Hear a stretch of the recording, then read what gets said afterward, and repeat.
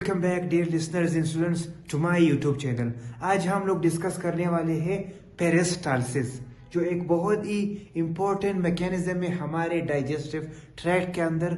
उसका full function discuss करेंगे, mechanism कि किस तरह पेरिस्टाल्सिस हमारे बॉडी में काम करता है along with the diagram. So stay till the end and watch the video till the last. हम लोग पहले लेक्चर स्टार्ट करने से पहले मैं आप लोगों को एक सिंपल सा एक हिंट या एग्जांपल दूंगा।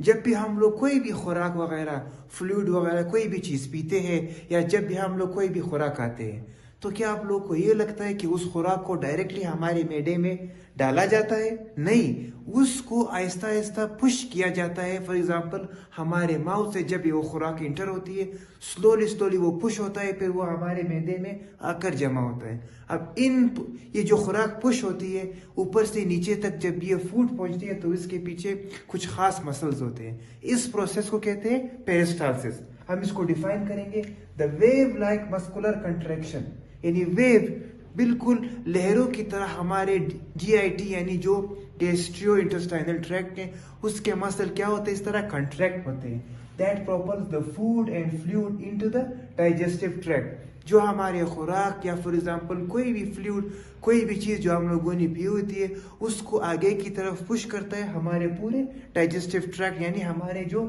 मैदा है। पेरिस्टाल्सिस खुद ब खुद होता है, it is a involuntary action, यानी ये एक इनवॉलेंट्री प्रोसेस है जो हमारे मर्जी के बगैर होता है। An action which happens without our will, ऐसा काम जो हमारे, ऐसा कोई एक्शन जो हमारे मर्जी के बगैर होता है उसे कहते हैं इनवॉलेंट्री एक्शन। अब ये जो पेरिस्टाल्सिस का प्रोसेस है ये है एंट्रोग्रेड, एक होता है रेट्रोग्रेड। एंट्रोग्रेड का मतलब क्या है कि इसकी जो डायरेक्शन है हमेशा आगे की तरफ है, यानी जब आप लोग कोई खुराक खाते हैं ये हमेशा आगे की तरफ ट्रेवल करता है। हाँ, इसका एक और दूसरा उलट प्रोसेस है, दैट इज कॉल्ड रेट्रोग्रेड, उसे कहते हैं anti peristalsis. Okay, anti peristalsis क्या है?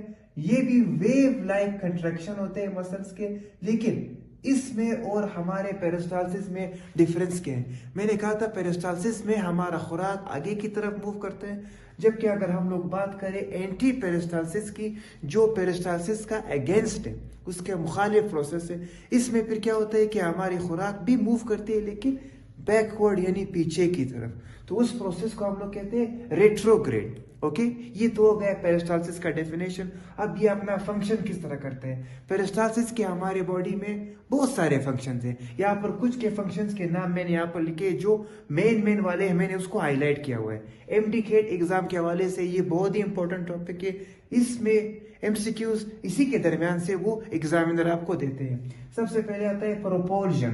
प्रोपोल्जन का मतलब क्या है कि किसी चीज को आगे की तरफ प्रोपल यानी ले जाना। पेरिस्टाल्सिस क्या करता है? Pushes the food and fluid in the digestive system.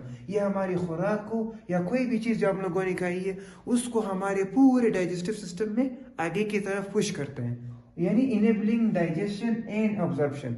किन प्रोसेस को क्या वही खुराक हजम हो सके और वो जज्ब हो सके हमारे बॉडी में, तो ये इन दो प्रोसेस को इनेबल यानी काम पर लाते हैं। सेकंड, हमारे पास जो मेन फंक्शन है दैट इज मिक्सिंग।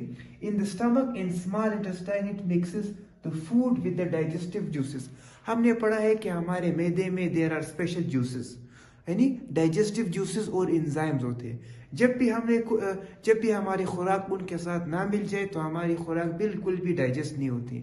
तो पेरिस्टाल्सिस क्या करते हैं? इन दोनों हमारे मैदे और स्मॉल इंटेस्टाइन में फूड को डाइजेस्टिव जूसेस के साथ मिक्स करता है। So it exposes the absorptive surfaces, कि उनका जो सरफेस है जहां पर वो जो मैदे की तेजाब या एंजाइम्स वगैरह ऐड करती है वो एक्सपोज हो जाए और वो स्मॉल पीसेस में कन्वर्ट हो जाए और हजम हो जाए। तीसरा जो मेन फंक्शन है पेरिस्टाल्सिस का दैट इज वेस्ट रिमूवल। हमारे लार्ज इंटेस्टाइन में हमने सुना था, मैंने पढ़ाया भी है, अभी एक बार फिर पढ़ेंगे। वो जूनियर क्लास में मैंने इसको लेक्चर दिया था, 9th या 10th में था आई थिंक शायद। अभी एक बार फिर पढ़ेंगे इंशाल्लाह इन डिटेल। लार्ज इंटेस्टाइन क्या करता है? वेस्ट को रिमूव करता है और यहाँ पर वाटर यानी पानी की रीअब्जॉर्प्शन होती है। तो यहाँ पर क्या करते हैं? लार्ज इंटेस्टाइन में यही पेरिस्टाल्सिस का process drives the waste into the rectum. Rectum जो हमारा एनस यानी लार्ज इंटेस्टाइन का जो लास्ट पार्ट है एनस से पहले, ये उन वेस्ट प्रोडक्ट्स को रेक्टम तक पहुंचाता है, फिर वो हमारे बॉडी से इलिमिनेट यानी खारिज हो जाती है।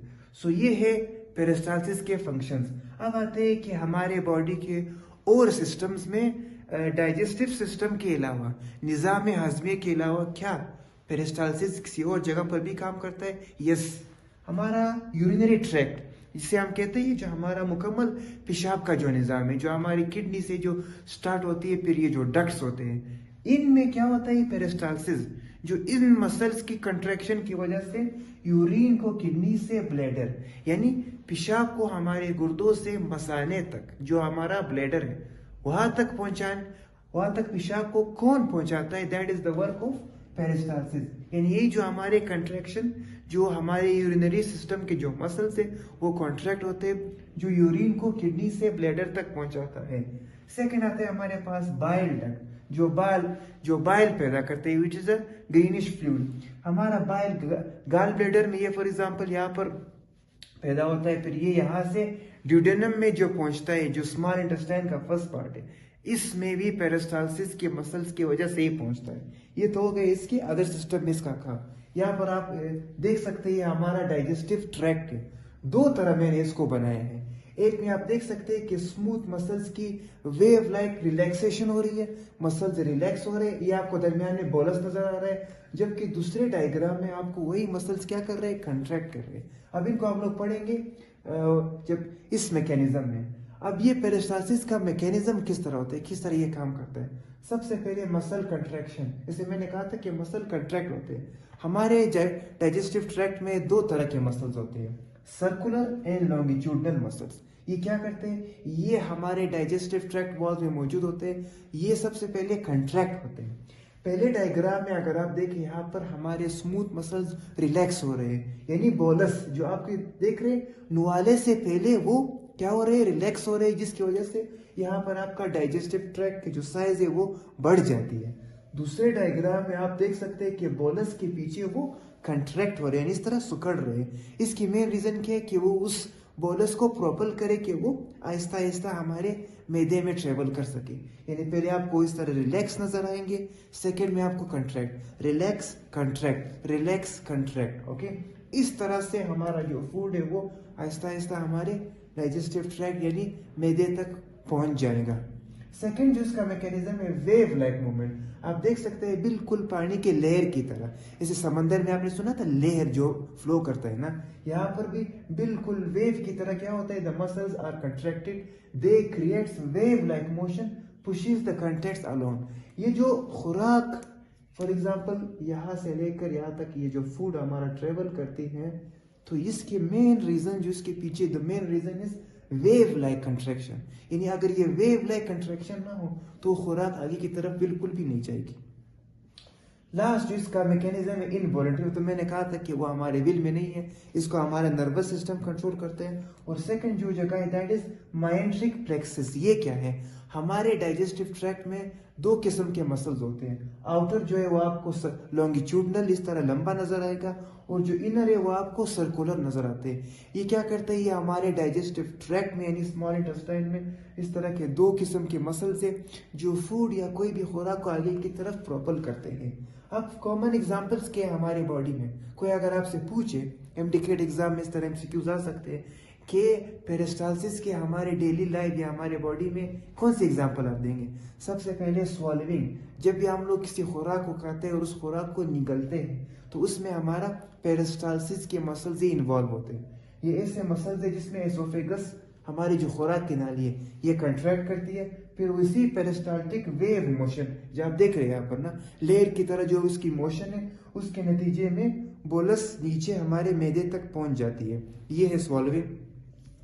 सेकेंड डाइजेशन, हमारे स्मॉल इंटेस्टाइन में पेरिस्टालसिस होती है जिसकी वजह से कायम हमने पढ़ा था कि जब हमारी खुराक मैदे के जूसेस के साथ मिक्स होती है तो वो कायम एक semi white liquid like structure में कन्वर्ट हो जाती है। फिर कायम क्या करती है, उसी न्यूट्रिएंट्स को अलाउ करती है कि वो जज्ब हो जाए हमारे स्मॉल इंटेस्टाइन में। सो ये था आज का हमारा टॉपिक। पेरिस्टालसिस को मैंने फुल डायग्राम डिटेल के साथ एक्सप्लेन करा दिया। उम्मीद करता हूँ कि ये लेक्चर आप पसंद कर चुके होंगे। Thank you.